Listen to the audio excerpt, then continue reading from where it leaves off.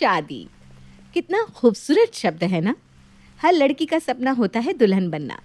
हर माँ अपने बेटे को घोड़ी चढ़ता देखना चाहती है, पर ये सब तब तक ही प्यारा लगता है जब तक शादी हो रही हो, क्योंकि असल जिंदगी तो उसके बाद बदल ही जाती है। इसी तरह सीमा हर वक्त अपने बेटे से शादी की जिद करती रहती है। यहाँ उम्र बीती जा रही है और तुझे शादी नहीं करनी। अरे कर लेना शादी बेटा, कुछ नहीं बदलता बेटा शादी के बाद। जहाँ हम सब खा रहे हैं वहाँ वो भी खा लेगी, ऊपर से मेरा हाथ बटाएगी सो अलग। आज तो मैं हूँ, पर 20 साल बाद जब मैं नहीं रहूँगी तो तेरे पास कोई तो होना चाहिए ना तेरा दुख बांटने। क्या मम्मी आप बिना? मेरी सांसों का क्या भरोसा बेटा, आज सांस आ रही है कल ना आए। ये इच्छा पूरी कर दे मेरी। ठीक है बाबा, कर दो शादी, खुश। तुरंत ही सीमा अपने बेटे के लिए लड़की ढूंढना शुरू कर देती है और उसे मिल जाता है कीर्ति का रिश्ता। धूमधाम से सीमा कीर्ति को अपनी बहू बनाकर घर ले आती है। शादी के 4-5 दिन के फंक्शन के बाद जो असल बैंड बजता है, उस बैंड का शोर तो शादी में बजे डीजे से भी कई गुना ज्यादा होता है। और ये सिलसिला अगले ही दिन से विकी के जीवन में हो जाता है शुरू। अगली सुबह। हाय राम, कितना गंदा कर रखा है कपबोर्ड तुमने विकी। कहाँ रखूं मैं अपने कपड़े? अरे मुझे क्या पता, तुम देखो। मैं देखूं? तह भी नहीं करती क्या तुम कपड़े? व्हाट ये क्या था? ये तुमने क्या कहा? तुम अपने कपड़े मेरे कपबोर्ड में रखने वाली हो? पर क्यों? माना हमारी शादी हुई है, इसका मतलब ये नहीं कि तुम मेरा कपबोर्ड यूज करोगी। पहली बार शादी की है क्या? हाँ, मेरा मतलब है कि शादी के बाद मेरा तुम्हारा कुछ नहीं होता, सब दोनों का होता है। ये कपबोर्ड अब मेरा भी है, जैसा कि ये रूम मेरा भी है, इसलिए मैं आपके कपबोर्ड को आधा खाली कर रही हूँ। एक तरफ मेरे कपड़े रहेंगे, एक तरफ तुम्हारे। अपने कपड़े कबर्ड में अरेंज करने के लिए कृति विकी के कपड़े निकाल कर बेड पर रख देती है। आज तक विकी ने किसी के लिए कभी कोई एडजस्टमेंट नहीं किया था, आज पहली बार उसे एडजस्ट करना पड़ रहा था। कुछ देर बाद सभी तैयार होकर खाने की टेबल पर नाश्ता करने बैठ जाते हैं। नाश्ते के बाद विकी उठकर ऑफिस जाने लगता है। खाना खाकर प्लेट तो उठाते जाओ विकी। मैंने आज तक खाने के बाद कभी भी अपनी प्लेट नहीं उठाई, वो तो हमेशा मम्मी ही उठाती है। वो पहले की बात थी, उस वक्त तुम किसी के बेटे थे, अब तुम किसी के पति भी हो। मेरे रहते मम्मी जी को मैं काम करने दूंगी नहीं, और ना ही तुम्हारी ये फालतू काम मैं करूंगी। कृति एक बहुत ही समझदार और इंडिपेंडेंट लड़की थी। उसे रीति रिवाज की समझ तो थी, पर वो झूठ मूठ के रीति रिवाजों को मानने में विश्वास नहीं रखती थी। रात को कृति सभी के लिए खाना तैयार कर परोसती है। विकी का ऑफिस तो 7 बजे ओवर हो जाता है ना मम्मी, अभी तो 9 बज गए, तो अभी तक वो आया क्यों नहीं? चलो किसी ने पूछा तो कि कहाँ है विक्की। उसकी तो आदत है बेटा, कभी 9 बजे आने की, कभी 10 बजे आने की, पर इस लाड साहब की माँ को तो कोई फ़र्क ही नहीं। सभी खाकर सो जाते हैं। विकी के इंतज़ार में कृति भूखी रह जाती है। 11 बज गए, कॉल करती हूँ विकी को। कृति विकी को कॉल लगाती है। मैं फ्रेंड्स के साथ हूँ कृति, बाहर ही खा कर आऊँगा, तुम खा लो। ये कहकर विकी फ़ोन कट कर देता है। अगली सुबह विकी नहाने जाता है और हमेशा की तरह नहाने के बाद गीला टॉवेल बेड पर रख देता है। क्या है ये? गीला टॉवेल बेड पर कौन रखता है? अरे गीला क्या सूखा क्या, टॉवेल टॉवेल होता है। और ये बेड मेरा है, ये कमरा मेरा है, और मुझे प्रॉब्लम नहीं है गीले टॉवेल से, तो तुम्हें क्यों प्रॉब्लम हो रही है? तुम्हें समझ में भी आ रहा है कि तुम क्या कह रहे हो? गीला टॉवेल को बेड पर रखने से बेड का गद्दा खराब हो जाता है। या तो इसे चेयर पर रख दिया करो या सूखने डाल दिया करो। ये सुनकर चिढ़कर विक्की सीधा ऑफिस चला जाता है। इसी तरह दिन गुजरते जाते हैं और हर बार विक्की कुछ न कुछ ऐसा करता है जिससे कीर्ति उसे टोकती। फिर एक रात के वक्त सभी खाकर उठ जाते हैं और हमेशा की तरह देर से विक्की घर आता है। बैठो विक्की, मैं खाना लगा देती हूँ, तुम्हारे इंतज़ार में मैंने भी खाना नहीं खाया। अरे तुम खा लिया करो ना, मैं बाहर से खा कर आया हूँ। तुम बाहर खा रहे थे तो तुम्हें मुझे फ़ोन कर कर बताना चाहिए था ना। मैं तुम्हारे लिए खाना नहीं बनाती, अब ये सारा खाना वेस्ट हो जाएगा। अरे भाई हद हो गई, बीवी हो तुम मेरी माँ बनने की कोशिश मत करो, अपने काम से काम रखो। हद कर दिया इस लड़की ने, ये मत करो वो मत करो, ऐसे रहो वैसे रहो। तुम्हारी शादी हो गई है, शादी के बाद कौन आदमी वक्त बेवक्त घर आता है? हाँ, और इसी तरह अपनी लाइफ एंजॉय करनी थी तो क्यों की शादी? नहीं करनी चाहिए थी ना। रोज रोज अपने सारे दोस्तों को बुलाकर घर ले आते हो, बिना बताए हफ्ते हफ्ते के लिए गायब हो जाते हो। कृति और विक्की का झगड़ा बढ़ता ही जाता है और इस आवाज को सुनकर सीमा और कैलाश भागते हुए वहां आते हैं। क्या हो गया बेटा, तुम दोनों झगड़ क्यों रहे हो? ना लड़ू तो क्या करूं मम्मी, पहली बार नहीं है ये, कितने दिनों से देख रही हूँ। जब मन करता है घर आता है, जब मन करता है खाता है, जब मन नहीं करता नहीं खाता। मैं क्या नौकर हूँ? मेरी भी कोई जिंदगी है।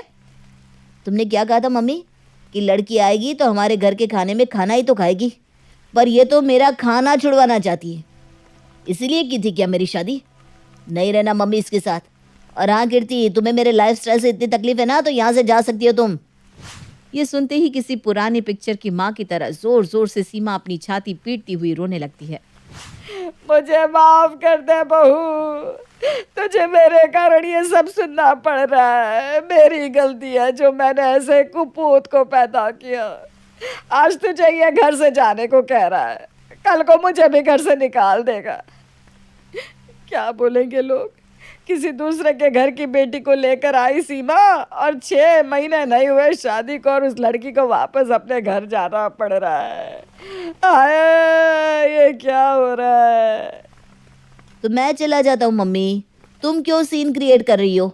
मैं पागल हो जाऊंगा इस घर में। ये क्या?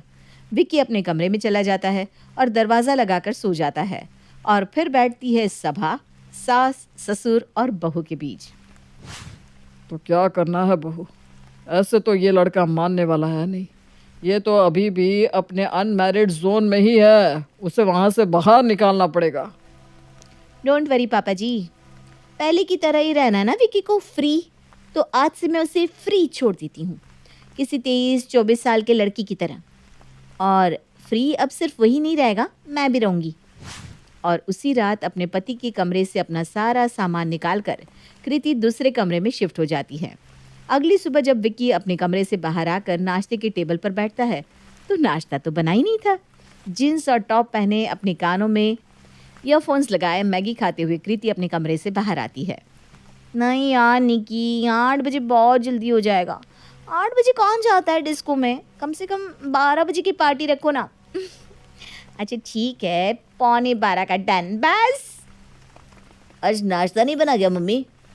मेरे शरीर में तो जान ही नहीं बेटा कि मैं नाश्ता बनाऊं, और बहू तो खुद फ्री हुई बैठी है। तेरे पापा जी तो सुबह समोसे कचौड़ियाँ लेकर आए थे, वही मैंने भी खा लिया। आज विकी को ना ही कोई ऑफिस टिफिन ले जाने को कहता है, ना ही गीले टॉवेल को बेड पर रखने के लिए टोकता है। रात को देर से घर आने के बाद विकी अपने कमरे में अपना फ़ोन चला रहा होता है। वो देखता है कि उसकी बीवी डिस्को के कपड़े पहने रात को 12 बजे घर से बाहर जा रही है। मुझे तो लगा था कृति बस अपनी फ्रेंड को बना रही है, पर ये तो सच में रात को डिस्को जा रही है। इतनी रात को अकेले कहाँ जाओगी तुम? चलो मैं तुम्हें छोड़ देता हूँ। कल कहा था तुमने मुझसे कि मैं अपने मायके चली जाऊं, तो समझ लो हमारी शादी कभी हुई नहीं थी। और अकेले ही कृति डिस्को चली जाती है। अपनी बीवी को घर से अकेला जाता देख टेंशन से विकी की नींद ही उड़ जाती है। सुबह 4 बजे दरवाजे की घंटी बजती है। विकी जाकर दरवाज़ा खोलता है तो दरवाजे पर नशे की हालत में कृति को देखकर उसका दिमाग हिल जाता है। ये क्या हालत बना ली है तुमने अपनी? तुम ठीक तो कृति? अंदर चलो। कुछ देर बाद कैलाश और सीमा उठते हैं। पूरे मोहल्ले के सामने ये इसी हालत में घर आई है आपकी बहू। क्या सोच रहे होंगे मोहल्ले वाले? ये देखो आपकी बहू के कारनामे मम्मी। समझ नहीं है क्या इसे? अब ये कंवारी नहीं रही, शादी हो गई है इसकी। हमारे घर की इज्जत है ये। मैं तुम्हारे घर की इज्जत हूँ? मेरी शादी हो गई? वाह! अरे मैं क्यों बदलूं भाई? जब तुम्हें बदलाव पसंद नहीं, तुम एक बैचलर की तरह रहना चाहते हो, तो मैं क्यों तुम्हारी बीवी बनकर तुम्हारे लिए तीनों वक्त का खाना बनाऊं, तुम्हारे पेरेंट्स को संभालूं? क्यों? कृति अपनी पहली चाल ही चलती है कि इसी में फ्रीडम की बात कर रहे विकी के तो तोते उड़ जाते हैं। वो समझ जाता है कि वो क्या गलती कर रहा था। आई एम सो सॉरी कृति, मैं समझ गया मुझसे कहाँ गलती हो रही थी। और उसी दिन से विक्की एक हस्बैंड होने की रिस्पॉन्सिबिलिटी निभाना शुरू कर देता है और कृति का ससुराल उसके सास ससुर के सपोर्ट से और उसके दिमाग से खुशहाल हो जाता। कहानी है सोनम और साक्षी की। दोनों आपस में देवरानी और जिठानी थी, लेकिन साक्षी जैसी दिखने और बात करने में थी, हकीकत उससे कहीं अलग थी। माँ, विवेक के घर से फोन आया, वो लोग शादी की बात चलाने आएंगे। अरे कोई फोन नहीं आया। तभी सोनम का भाई आता है। फोन मेरे पास आया है, वो लोग हम लोगों से मिलना चाहते हैं। अच्छा, बेटा बहुत अमीर खानदान है, कोई जिम्मेदारी नहीं है। एक बेटा अलग रहता है और ये छोटा साथ में। माँ, अब ये तो घर जाकर ही पता चलेगा कि क्या करना है क्या नहीं। वैसे ये लड़का है कौन और मुझे क्यों नहीं बताया? अरे तेरी बहन छोटी है तुझसे, कैसे तुझे बताती कि उसे कोई पसंद है? अच्छा अच्छा ठीक है, तो कल जाकर लड़के वालों से बात कर लेते हैं, देखते हैं क्या बोल रहे हैं। दूसरे दिन सभी घर जाते हैं, जहाँ लड़के के पापा कहते हैं, देख बहन जी, हम भले ही पैसे वाले हैं, लेकिन हम लोग सिर्फ ये चाहते हैं कि हम लोगों के घर जो भी लड़की आए वो घर को जोड़ कर चले, क्योंकि तभी पास में बैठा लड़के का भाई कहता है, क्या है पापा, अब फिर से शुरू मत हो जाना, काम पर ध्यान दो। छोटी की शादी करनी है, उसकी शादी की सोचो ना। तभी सास आ जाती है। सोनम के बारे में विवेक ने बताया, हमें वो पसंद है। हमारी बड़ी बहू का मिजाज थोड़ा परेशान करने वाला है, लेकिन बड़ा भाई वहाँ से चला जाता है। तभी वहाँ साक्षी हाथ में चाय नाश्ता लेकर आ जाती है। नमस्ते आंटी, वो क्या है ना, मैं यहाँ नहीं रहती हूँ, पास ही में मैंने किराए पर मकान लिया है, लेकिन मैं यहाँ आती जाती रहती हूँ। माँ पापा बुजुर्ग है ना, इसलिए। सास साक्षी को देखकर मुंह बना लेती है। खैर, सोनम की शादी विवेक से तय हो जाती है। घर में शादी की तैयारियां शुरू हो जाती है। साक्षी का फोन सोनम के पास आता है। कैसी हो सोनम? वो मैं क्या बोल रही थी कि पापा जी ने कहा है कि तुम्हें जो कपड़े देने हैं वो तुम्हारी पसंद के ही होने चाहिए, तो तुम कल हम लोगों के साथ चलोगी? अच्छा, मैं माँ से बात करके बताती हूँ, वो शादी का कार्ड देने रिश्तेदारों के घर गई हैं। अरे माँ से क्या बात करनी है, अब तो तुम हम लोगों के घर की होने वाली हो ना, तो तुम आ जाओ ना। सोनम को साक्षी की बात ठीक लगती है। वो माँ से बिना पूछे साक्षी के साथ खरीदारी करने चली जाती है। शाम को जब वो वापस आती है तो कहाँ गई थी? वो ना साक्षी भाभी के साथ लहंगा लेने। माँ कुछ नहीं कहती, लेकिन वो परेशान हो जाती है। अरे क्या हो गया माँ, परेशान सी क्यों लग रही हो? वो सोनम साक्षी के साथ अकेली गई थी, मुझे कुछ ठीक नहीं लग रहा। वो क्या है ना, मुझे वैसे ही वो ठीक नहीं लगती। अरे माँ तो कुछ ज़्यादा ही सोच रही है, सोनम को शादी के बाद उसी घर में तो जाना है। वो दोनों बात कर ही रहे होते हैं कि तभी सोनम की होने वाली सास उन लोगों के घर आती है। अरे बहन जी, आप बताया नहीं, आइए आइए, हम लोगों ने तो आपके स्वागत के लिए कोई तैयारी भी नहीं की है। स्वागत? अरे लड़की को कुछ सिखाया है कि नहीं? अब हम लोग ये शादी नहीं कर सकते हैं। सोनम सास की बात सुनकर रोने लगती है। अरे बहन जी, कैसी बात कर रही है, सारा काम पूरा हो चुका है, कार्ड्स बट गए हैं, हलवाई हॉल सब कुछ बुक कर लिया है। अरे तो हम क्या करें? हैं? क्या करें? तुम्हारी बेटी ने तो आने से पहले ही मेरी बड़ी बहू को बता दिया कि वो विवेक को लेकर अलग हो जाएगी। नहीं नहीं, मुझे मेरी बेटी पर विश्वास है, वो ऐसा बोल ही नहीं सकती। अरे रहने दो, मैं बड़ा जानती हूँ आजकल की लड़कियों को। साक्षी से सोनम ने कहा है।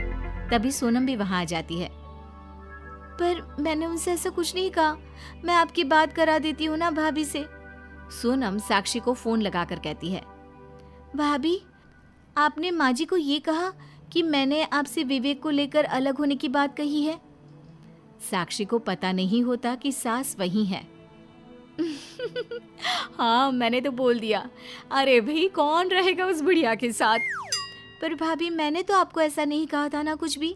हाँ हाँ, माना नहीं कहा, लेकिन हो जाना ना अलग। अरे क्या करोगी शादी के बाद ये सास ससुर का टमटा लेकर? अब सास को समझ में आ जाता है कि ये सारा खेल साक्षी का था। कोई बात नहीं, मुझे माफ कर दो, मैं घर जा रही हूँ, आप लोग शादी की तैयारी करो। सास तो चली जाती है, लेकिन अब सोनम की माँ का मन उसकी शादी उस घर में ना करने का हो जाता है। सोनम, मैं उस घर में तेरी शादी नहीं करना चाहती। नहीं माँ, मैं विवेक जी को पसंद करती हूँ और शादी भी उसी से करूँगी। खैर, शादी हो जाती है। और शादी के बाद। देख सोनम, मैं बड़ी हूँ तो मैं तुझे बता देती हूँ कि किस किस से कैसे रहना है। वैसे बड़ी ननद बहुत चालू सी है, उससे ना ज्यादा बात ना करना, और छोटी वाली तो बिल्कुल लालची। सोनम साक्षी की बात मान लेती है और दोनों ननदों के साथ गलत व्यवहार करने लगती है। एक दिन छोटी ननद सोनम का मेकअप किट देख रही थी कि नहीं नहीं, ये मेकअप का सामान मैं किसी को नहीं दे सकती, मेरे पास सिर्फ इतना ही है। भाभी, मैं तो सिर्फ ये देख रही थी कि कहीं मेकअप का कोई सामान आपके पास ना हो तो मैं दे दूं आपको, ये लो। सोनम को बड़ी शर्म आती है। वो सोचती है कि साक्षी ठीक नहीं है। अरे क्या बात है, मैं आई हूँ और सोनम ने मुझे एक कप चाय का भी नहीं पूछा। वो क्या है ना, सोनम के पास काम ज्यादा है घर का। तभी साक्षी सोनम के कमरे में जाती है। सुना घर का काफी काम करना पड़ता है तुझे। अरे तुम भी मेरी तरह अलग हो जाओ, मकान ले लो अपना। सास साक्षी की बात बाहर खड़ी सुन रही थी। दीदी, आपके लिए चाय लेकर आती हूँ। हाँ हाँ, चाय ले आना, फिर हम दोनों बैठकर ससुराल की बुराई करेंगे। सास बाहर से चली जाती है। थोड़ी देर बाद सोनम चाय लेकर साक्षी के पास जाती है। और बताओ, छोटी वाली ने कुछ मांगा तो नहीं ना तुमसे? बड़ी ने कुछ चालाकी तो नहीं की? और माँ जी ठीक तो है ना बुढ़िया? सास एक बार फिर बाहर आकर खड़ी हो जाती है। देखिए दीदी, आप किस हालत में घर छोड़कर गई मुझे नहीं पता, लेकिन मुझे अभी तक किसी ने कुछ गलत नहीं कहा। दीदी, मैं यहाँ बिल्कुल ठीक हूँ। अरे अभी तो नहीं है ना, नए नए में तो ये लोग भी मेरे साथ बहुत अच्छे थे। वैसे देख, अकेली रहेगी तो आराम से रहेगी, ना खाने की चिंता ना बनाने की। अरे कुछ भी पहनो, कैसे भी रहो, यहाँ तो ससुर के सामने पल्ला। और नहीं, पापा जी ने मुझे खुद कहा, जैसे दोनों दीदियां हैं उनके लिए मैं भी वैसी ही हूँ। पता है, मेरे पापा नहीं है तो मैं पापा को बहुत मानती हूँ। फिर दीदी बिना परिवार का घर कैसा? वैसे भी माँ ने सिखा कर भेजा है कि मेरी जिम्मेदारी बहुत है। अच्छा, चाय पीकर आप किचन में आ जाना, मैं वहीं हूँ। दिन के खाने का वक्त हो रहा है ना भाभी। सोनम वहाँ से चली जाती है। साक्षी चाय पी ही रही होती है कि सास आ जाती है। तेरी देवरानी बदल गई है, अब वो तेरी बात नहीं मानेगी। जानती है क्यों? क्योंकि अब वो तुझे जान गई है। चल चाय पी और निकल।